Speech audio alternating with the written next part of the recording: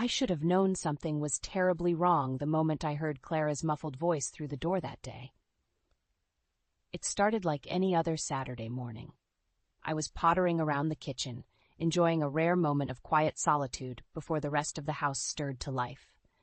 The clinking of ceramic on the countertop as I prepared my usual morning tea was the only sound, until Clara's urgent whispers broke the stillness.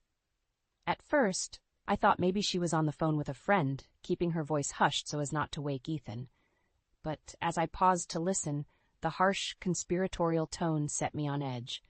There was no warmth, no laughter in her clipped words, just a forceful intensity that raised the hairs on the back of my neck. "Handled soon, before he gets suspicious," she hissed, her consonants sharp like icy needles. "Just make sure you're ready to move when I give the signal." My heart stammered in my chest as the implication of her words sank in like a stone to the pit of my stomach. She was plotting something deceitful, something aimed at hurting my Ethan. Of that, I had no doubt. In that moment, everything I thought I knew about my daughter-in-law, Clara, collapsed around me. Gone were the innocent smiles, the loving embraces she showered my only son with whenever I came to visit. Just one short, overheard conversation, and the woman I trusted with my family's happiness was suddenly a viper, poised to strike at our very hearts. How long had this malicious deceit been going on under my nose? What fresh hell was she concocting against my beloved boy, her own husband? 1,000 frantic thoughts whirled like a cyclone as fury and disbelief warred within me. I wanted to burst through that door right there and demand the truth, to grab Clara by her slender shoulders and shake it out of her until she spilled every last treacherous secret. But something held me back, a fleeting wisdom warning me not to expose my hand until I knew what game she was playing. For all my motherly instincts screamed at me to protect my child, I realized the smart play was to bide my time and lay in wait, to gather what evidence I could of her betrayal before raising the alarm, at least until I better understood the viper's nest I had unwittingly welcomed into my family. So I forced myself to retreat from that closed door, clutching the certainty of Clara's deception like a parcel of powdered glass. However sharp and wounding the truth, I knew it was the only way I could finally excise her lies from our lives for good. No matter what deep treachery she was spinning, I would not allow that deceitful snake to sink her fangs into my loved ones and inject her venom. If it was war Clara wanted, a war for the very soul of this family, then she just enlisted herself a determined enemy who would show no mercy in defending her kin. Our happy American dream of generations was suddenly hardening into a battlefield of looming familial crisis. But in that moment, I took a pained breath and soldiered on. For Ethan's sake, and for the sake of unraveling the dark truth before it ruined us all. I knew I needed concrete evidence of Clara's betrayal before confronting her. Over the next few days, I kept a close watch, paying attention to every hushed phone call and suspicious glance. The innocent facade she put on around Ethan only stoked my simmering fury.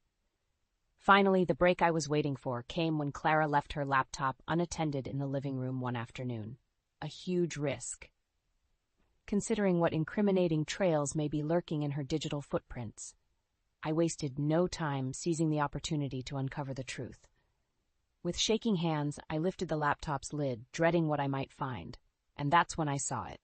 The email correspondence laid bare like a ransacked tomb, her lurid sexts and explicit photos shared with not just one, but several men I didn't recognize. I felt physically ill, my stomach roiling as the full extent of her infidelity condensed into an inescapable reality.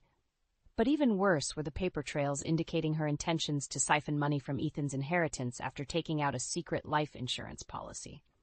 My hands went clammy, the laptop almost slipping from my grip. I couldn't process the malice, the sheer calculating greed she'd been operating with literally under our roof. This was so far beyond a simple tawdry affair. She was aiming to hollow out my son's life like a carved pumpkin and devour the leftover scraps. I don't know how long I sat there, tears of rage streaking down my cheeks as more and more damning evidence piled up on the screen. But eventually, the sound of the front door opening snapped me back to reality. I quickly closed the laptop, straightening myself up just as Clara emerged from the hallway. "Oh, good afternoon, Marlene," she chirped with that saccharine smile that turned my stomach.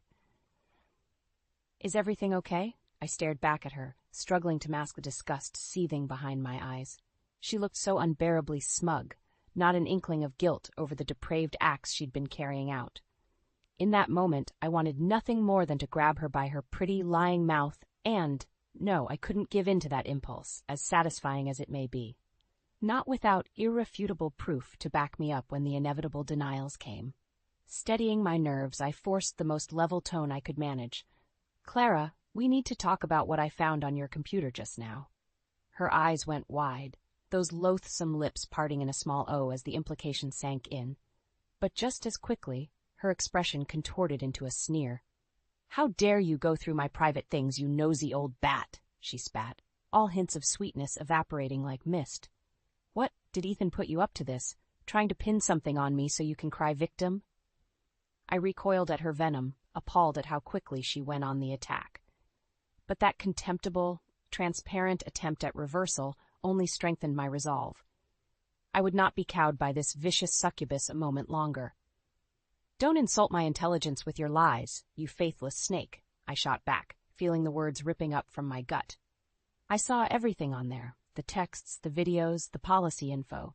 You're nothing but a calculating, money-grubbing whore trying to bleed my family dry." Her mask shattered then, giving way to an expression of pure, glowering hatred.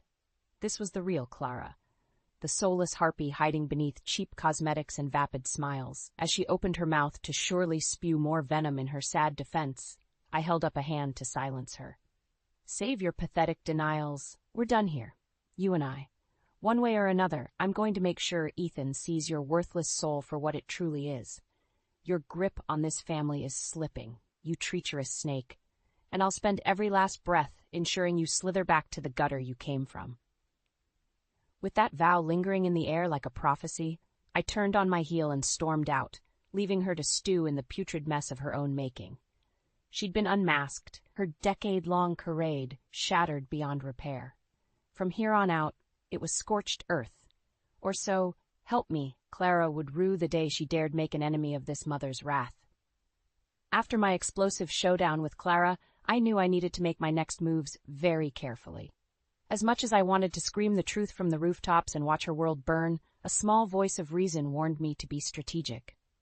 I had the proof of her deceit, but would it be enough to convince Ethan? Sitting alone in my bedroom that night, the weight of it all felt crushing. How could I get through to my son, make him see the vile beast wearing his wife's skin? I didn't have the luxury of subjecting him to the graphic evidence. That venom could scar him forever. There had to be another way to peel back the scales from his eyes. That's when the phone rang, the caller ID displaying a name I wasn't expecting. "Derek, everything okay over there?" My brother-in-law's gruff voice crackled over the line. "You've been awfully quiet the last few days." In that moment, it was like the universe was presenting me with an ally, someone to help shoulder this burden.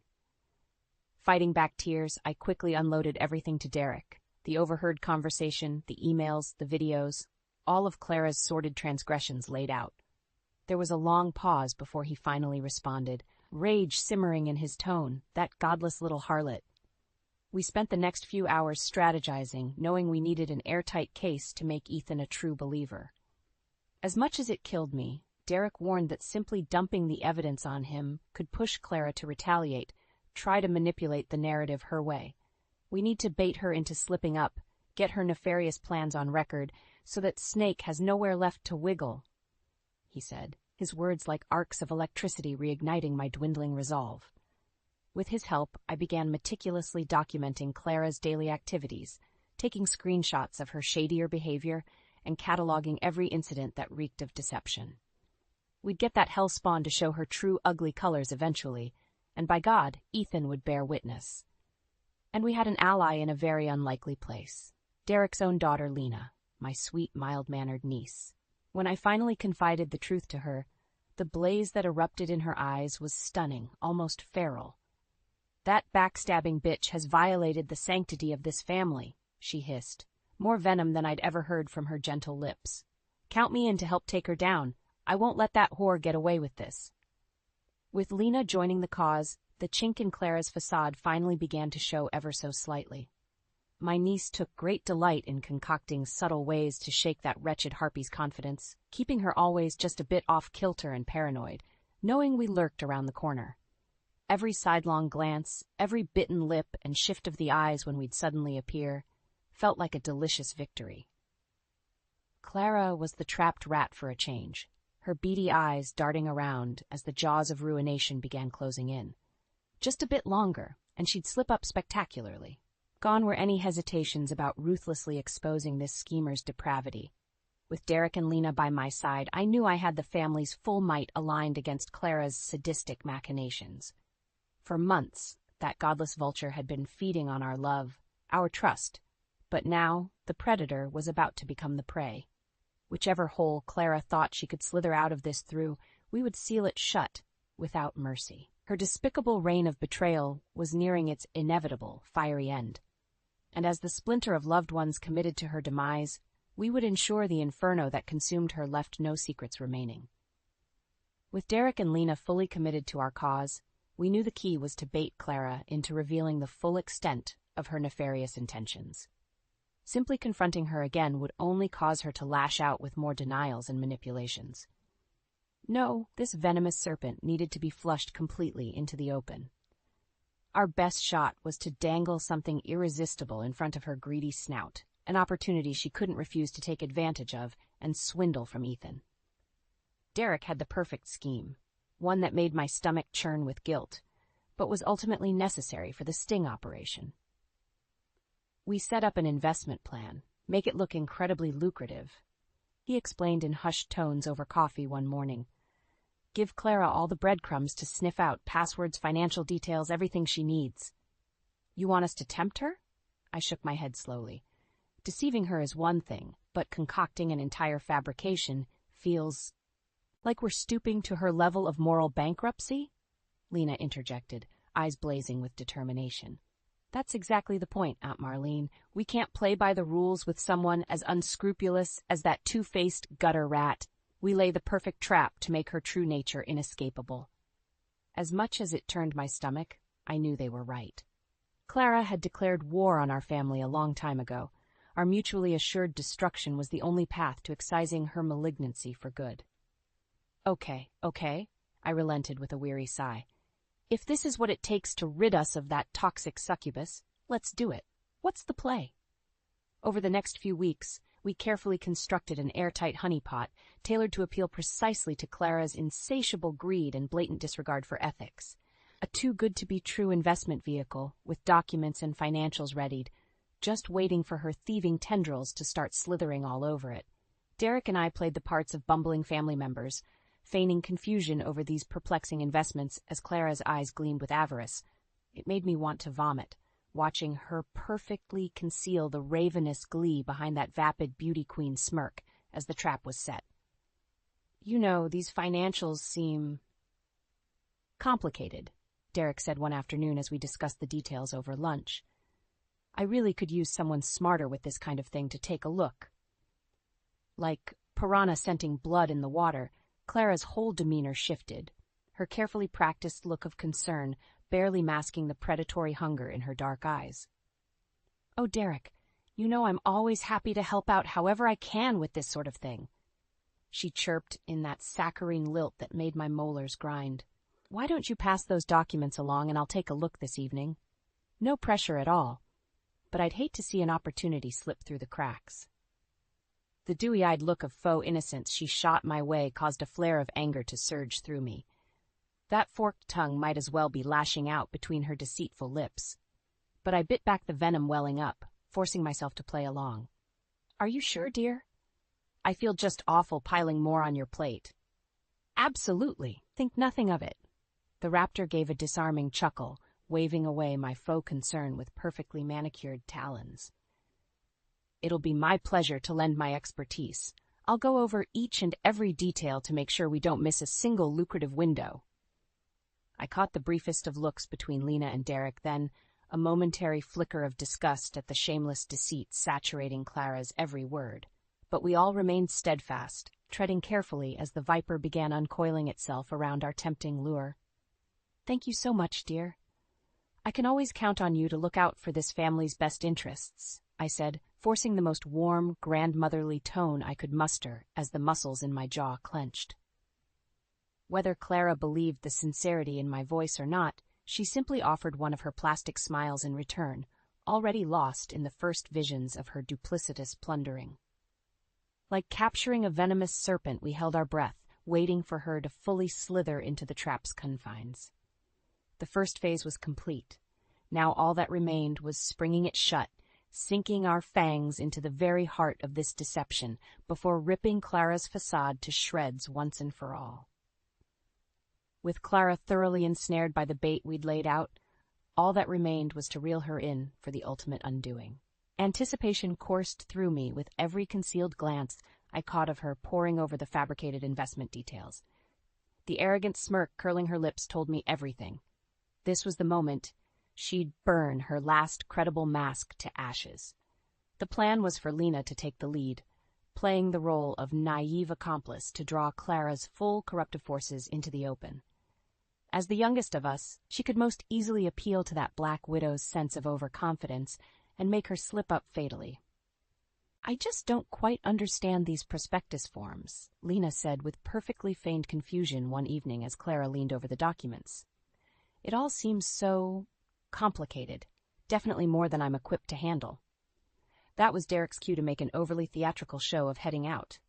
Well, if you bright ladies have it covered, I'll leave you to it. Marlene and I actually have an appointment to get going to. Yes, we really must get moving, I added with a pointed look towards my traitorous daughter-in-law. You don't mind keeping an eye on things here for a while, do you, Clara dear? The she-devil looked up from the papers with a smile so calculated it could have been printer-generated. Of course, I'd be simply delighted to walk Lena through all the finer points. And with that, Derek and I made our exit, leaving the trap ready to be sprung. I had to hand it to my niece. Lena played the role of helpless ingenue flawlessly, as Clara huffed and puffed through lengthy explanations, deliciously unaware of the noose tightening around her with every word. Sequestered away and monitoring the audio-video feed, I fought to keep my fury in check as Clara's contemptuous mask slipped fully away. The condescending laughter, the flagrant insults about our collective intelligence. It was like she simply couldn't resist the urge to revel in her own smug superiority. I swear, you poor dear, it's a miracle you're not institutionalized with how little you understand, she gloated with an exaggerated roll of her eyes. Thank goodness you'll have me around to handle matters like these. Lord knows your idiot family would bungle it into bankruptcy before the first quarter's figures even hit. Lena recoiled with a perfectly delivered flinch, suckering Clara into brazenly continuing her torrent of bile. Seriously, why do you think I've stuck around playing dutiful wife to that dullard Ethan all these years? Certainly not for his rapturous skills in the bedroom, I can tell you that. Her derisive cackle pierced the airwaves, the sound of rancid nails on chalkboard scraping against my very soul. Mercifully, Lena allowed only the faintest look of shock to cross her features in response. Well, you always did seem to dote on him so supportively, she managed to stammer through expertly feigned distress. Does that mean you've been faking it all along? In an instant, Clara's expression went predatory, like a shark scenting chum in the water as she leaned in conspiratorially close. Fake it? She hissed with sneering contempt. Oh, honey, I've been meticulously planning this family's demise since before I even met that sad sack of a husband. With those damning words vocalized, the final hook was baited. I watched in speechless revulsion as Clara enthusiastically divulged every last lurid detail of her machinations, the ulterior motives behind their marriage, the mistress arrangements with her lovers, the insurance fraud schemes, and slow marination of Ethan's finances into her control. She held nothing back, so thoroughly convinced of her complete triumph over our pitiful family. I've been drip-feeding that simple-minded oaf his own cuckoldry for years now, she cackled with revolting glee. And once I finally gain dominion over his family's assets, I'll detonate the whole truth bomb right in his stupid face, just to watch it shatter him. He'll be left with nothing, no wife, no money, no pride. just a broken, blubbering mess for me to grind my heels on one final time before exiting stage left as the big winner. As her malicious victory lap reached its crescendo of depravity, I heard a sudden clatter from the other room as Lena lost her composure, shoulders heaving with rage and heartbreak, even through her acting talents. The counterfeit empress clasped her hands in triumph, savoring every last shred of her perceived conquest with sadistic glee. Her very presence was a cancer metastasizing throughout my entire family. But now, we finally had every last diseased cell captured and ready for the eternal quarantine it so richly deserved. With Clara's damning confession secured, the final phase of our intricate sting was deployed. We arranged for a family gathering under the premise of Ethan's birthday celebration, one final ode to normalcy before ripping the veil away. As the hours ticked closer, my nerves reached a fever pitch, knowing this intersection could shatter relationships beyond repair. But Clara's overwhelming malice overshadowed any fear. She needed to be exposed, no matter how much anguish it caused. Evil this deeply rooted could not be allowed to fester any longer within our family. Seeing Ethan's bright smile as he embraced his venomous wife made me physically ill. How could he remain so blindingly oblivious to the viper coiled in his midst? It took everything I had to play the role of doting mother, feigning joy as gifts were exchanged and celebrations commenced. When the moment finally came, I exchanged a subtle nod with Derek and Lena. They moved to seal the exits as I stood, clearing my throat to gather the room's attention. Even Clara tilted her head inquisitively, that plastic smile straining at the corners as if she could somehow sense the trap about to spring shut. Before we continue with the festivities, there's an important matter we need to discuss, I began, unable to mask the tremor in my voice any longer. Something that can no longer be avoided or swept under the rug. The temperature in the room seemed to plummet as all eyes turned towards me, Ethan's expression becoming one of sudden concern. "Mom, is everything okay?" Through the swell of nausea, I focused every ounce of resolve on the woman beside him, the soulless, depraved harpy masquerading as his beloved wife. Clara tilted her head in faux curiosity, but I could see the faintest flicker of panic in those beady little eyes as their inevitability sank in. "No, Ethan, everything is not okay," I stated with cold finality. "For years now, your family has been suffering an infestation of lies and betrayal, and it's time that cancer was cut out for good." A hush draped over the room like a suffocating blanket as the implications slowly dawned on Clara. I caught Derek inching forward from the corner of my vision, boxing in his prey. "You see, your dear wife here hasn't been quite the faithful partner she's made herself out to be. In fact, that woman is nothing more than a manipulative liar and an accomplished con artist, one who's been actively cheating and orchestrating your personal, emotional, and financial ruin." The explosion was immediate, Clara bolting out of her chair with a strangled shriek of indignation. "How dare you make such vile, outrageous accusations?" She spat with turbocharged venom, whirling on my son. "Ethan, you can't possibly believe a word from these deranged liars. They're just bitter, jealous old harpies who can't stand to see us happy." But Ethan simply stared back in mute horror, his world crumbling beneath the weight of her visceral panic. When no denial or defense came from him, the terror in Clara's eyes reached a crescendo. Seizing the moment, Derek and Lena moved in with the laptop containing her recorded confessions, allowing the raw audio to blast through the room in high-definition clarity. Every despicable admission, every scheme to financially eviscerate Ethan and destroy this family's legacy poured forth in Clara's own gleefully narrated voice. As the look of realization congealed on my son's face, she switched tactics with desperate, grasping sobs. "Ethan, my love, you know I was just venting. Talking tough to make myself feel powerful in the face of adversity. You understand, don't you?" But even through her crocodile tears, the monster's fangs dripped with poison. With a contemptuous scoff, she redoubled her efforts at manipulation through attack. "This is all just one big, pathetic setup orchestrated by your shriveled old mother to turn you against me. She's bitter and alone, so she wants us to be as miserable as her, and—" The deafening crack of Ethan's palm across her cheek mercifully cut off her bile, leaving her lips sputtering and eyes bulging in shock. Clara raised a trembling hand to her reddened cheek as my son looked on her with a gaze of molten disgust. "Get out!" The words fell like grave weights from his lips. But Ethan, my love, please, you can't mean—" "I said get out!" he roared with animalistic fury. "I'm alive purely because of these people, my family. But all you've done is try to defile that family with your greed and lies. You don't belong here among us anymore. You are alone now."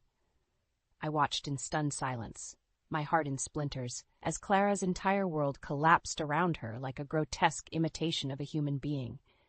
Weeping and wailing her refusals, she was pulled bodily from our home, cut loose from the family's fabric like the gangrenous growth she was. And as the door slammed behind her sorry form, I finally had a chance to breathe again.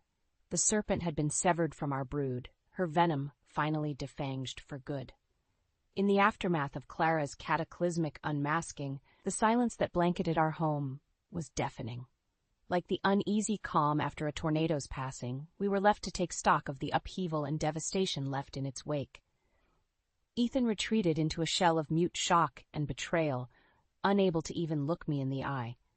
I couldn't begin to fathom the vortex of emotions swirling within him, the anguish of being so systematically deceived by the person he trusted most, the humiliation of being played for a fool, the rage at her depravity. Just watching his hollow stare was like bearing witness to a light slowly snuffing out. For several days he remained that way, a ghost drifting through these halls he once called home. Derek and Lena attempted to reach out to remind him he wasn't alone in his grief and anger, but the walls he'd erected to protect what fragments remained of his heart were impenetrable. For my part, I didn't dare force consolation on him too soon. As his mother, I understood this was a wound that would need time and space to begin healing properly. So I kept vigil, lingering nearby to let him know I was present, but never imposing. Just existing as a bastion of familial solidarity should he decide to lash out or crumble completely. Then, almost a week after that explosive confrontation, the other ongoing saga decided to rear its head once more. "Mrs. Harper?" The smarmy lilt of Clara's overpriced lawyer wormed its way through the phone line. "We need to discuss your client's grievous and libelous actions against my client. She's suffered great personal and professional humiliation at the hands of your slander, and we fully intend to pursue legal recourse." I rolled my eyes so hard I thought they might detach and go clattering across the kitchen floor. Even disgraced and excommunicated, that vile succubus still thought she could slither her way back through intimidation. "Save your posturing, you third-rate ambulance chaser," I sneered with more venom than I expected. "Your client is nothing more than a deceitful con artist who engaged in criminal fraud and infidelity against my family, all of which we have ample evidence to prove in court, I might add." There was a momentary pause as I allowed that truth to soak in. I could practically hear the hamster wheels spinning in the little weasel's mind. "Libel is still a very serious matter, Mrs. Harper," came the inevitable rebuttal in a tone much less assured. "My client will not take this lying down."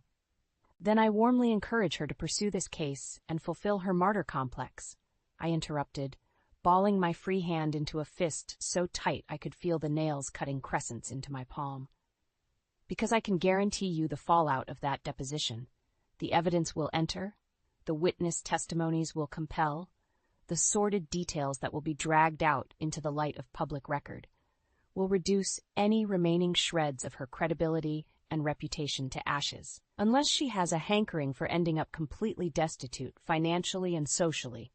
Whether it was the steel behind my words or the stark truth ringing in that miserable shyster's ears, the sputtering stopped abruptly. For a blessed few moments, there was only the delectable sound of their case's prospects crumbling to dust. "We'll be in touch," came the meek rejoinder before the line went dead. I let out a long, pent-up breath as the call disconnected. Just another toothless strike from a soon-to-be defunct adversary, forced to slink back into whatever rancid den she crawled out of. Still, it felt cathartic to be the one keeping the snakes at bay for once, the lioness fiercely guarding her bloodied pride's sanctuary. From the hallway behind me, I suddenly became aware of Ethan's presence hovering. Had he been there long, watching the display? I turned slowly to find him fixated on me with an indecipherable gaze. "You weren't kidding," he said, his voice sounding almost childlike with disbelief. "When you said she was toxic and manipulative, when you vowed to cut that cord completely, you meant every single word." I opened my mouth to reply, but the words never came. Seeing the rawness carving canyons across his face, my throat grew inexplicably tight.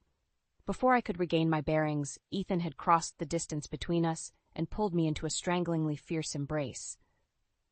"Thank you," he rasped, as I felt hot tears spilling down the back of my neck. "Thank you for not giving up on me, on us. You never stopped fighting for this family, and I'll never forget that as long as I live." Heaving sobs racked my own body as I hugged him back with equal desperation, my lips murmuring every soothing reassurance a mother could muster between gasps for air. United in our grief and deliverance, the broken shards of our trust began reshaping into something resilient, something resolved to never be betrayed again. We would savor this moment for however long it was needed, to be fully bathed in the absence of Clara's venom. Then, when the last drops were expelled, we could finally begin putting the pieces of our lives back together. The weeks following Clara's excision from our family were a hectic whirlwind. Between fielding the occasional toothless legal threat and orchestrating Ethan's divorce proceedings, there was little respite from the lingering drama she insisted on fomenting. But with Derek and Lena steadfastly by my side, we weathered each pathetic gambit and postured maneuver from that miserable snake, united as a bastion against her final, desperate tantrum throes. Through it all, I made a concerted effort to keep extending the same patience and understanding to Ethan that he had afforded me in the aftermath of my beloved Teddy's passing all those years ago. The grieving process after being so insidiously violated can feel interminable, the wounds reopening with every triggered memory or habitual reminder. There were times the waves of anger, sorrow, and sheer disillusionment threatened to drown him completely. I'd find him sitting in the dark, clutching old photographs or staring blankly ahead as the reality of his defilement washed over him anew. In those fragile moments, I'd simply hold his hand and softly reassure him it was okay to feel utterly destroyed for a while. No words could anesthetize the all-consuming anguish. It had to be fully experienced, cauterized with time until the flames of betrayal burned down to embers. I'd been through similar depths before in the wake of Teddy's death and could impart that hard-earned wisdom. It was the only torch to light Ethan's path back from the abyss.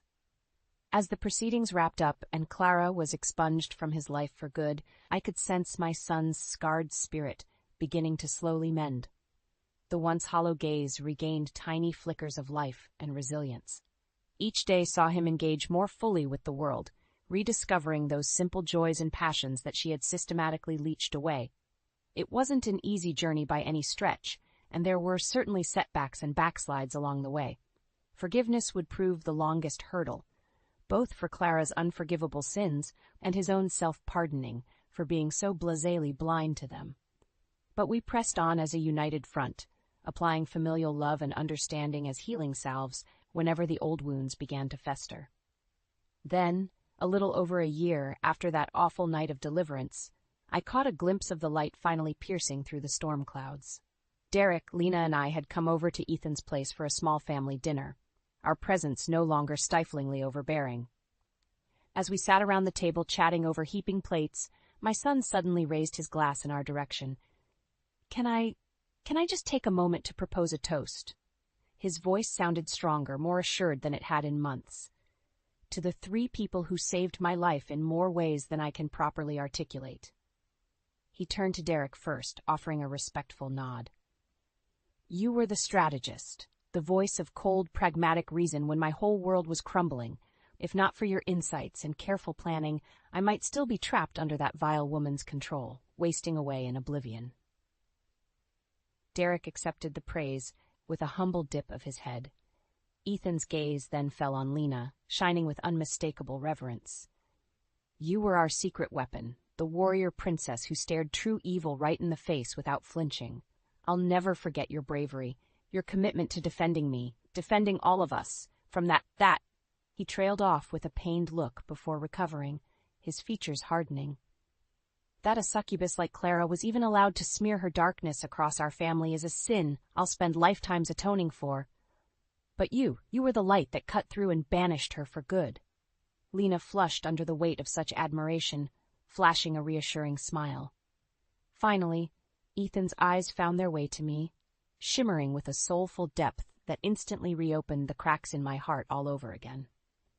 "And Mom, what can I possibly say to the one person who never stopped believing I was worth saving, even when the evil had corroded me down to my foundations?" I felt my throat grow thick as he reached across the table to grasp my hands in his calloused grip. "You fought for me, you clawed me back from the abyss of her manipulations with every last ounce of motherly fury. When everyone else had been so utterly deceived, you alone could still see my essence worth cherishing underneath all the toxicity. I'll never be able to properly repay that unwavering love and perseverance." Tears streamed freely down both our cheeks as mother and son embraced, allowing the roiling tsunami of love and regret, of deliverance and resilience, to crash over us in waves once more. In that moment, the last vestiges of Clara's blight were finally washed away by the restorative power of family. When we eventually pulled apart with weary smiles, I could see the man I had fought so fiercely to protect, shining through my son's eyes once more. Hardened by betrayal yet edified in spirit, ready to joyfully rejoin the world and have a fresh reckoning for the depravities lurking amidst the light. As the conversation resumed with laughter and fresh resilience, I caught Ethan watching me with a contented expression. A lifetime of adoration and hard-won wisdom passed between our shared gaze, the reconnected heartbeat of this clan united against any evil that dared to encroach. We were battered, slightly broken, but burning ever brighter, thanks to the cauterizing flames of last year's purgative inferno. Our family's sanctity had been violated in the worst way, but in the end, the sanctity emerged stronger through trial by fire. There was beauty in that resilience, that unyielding defiance against the darkness. And with it came a resolute sense of purpose moving forward, to fiercely protect the bonds of this family, this home, from ever being tainted or torn asunder again.